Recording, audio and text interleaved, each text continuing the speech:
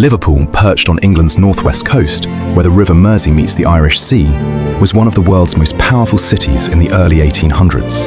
This booming port of 78,000 people grew rich on cotton, tobacco and sugar, wealth that built grand Georgian buildings, elegant squares and cultural institutions, but left most residents struggling in crowded, disease-ridden neighborhoods, choked with horse manure and coal smoke.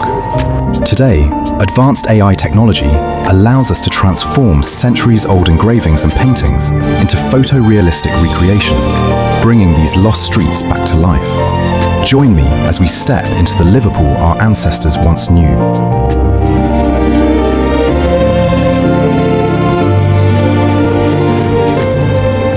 The Liverpool Town Hall was the very heart of Liverpool, a dazzling symbol of the town's massive wealth. The town hall had risen from tragedy, having been rebuilt after a devastating fire in 1795. Designed largely by John Wood the Elder, its completion proved that Liverpool was a major global player. In this era, it was the centre of all civic and social power. While the council met downstairs, the grand ballrooms upstairs hosted the powerful merchants and dignitaries who governed the town's trade. Look up. High above the dome stands the statue of Minerva.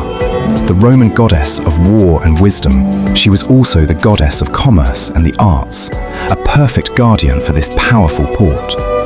Today, the council chamber still hosts local government, and the Lord Mayor uses it as their official base for civic duties.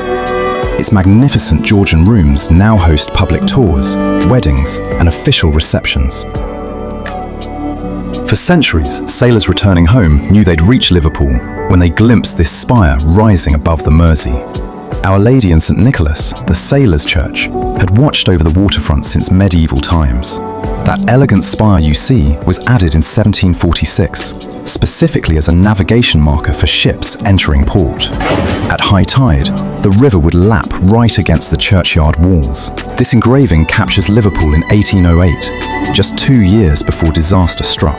On a Sunday morning in February 1810, as bells rang and families gathered for service, the spire suddenly collapsed into the nave below, killing 25 people, most of them children, from the local charity school.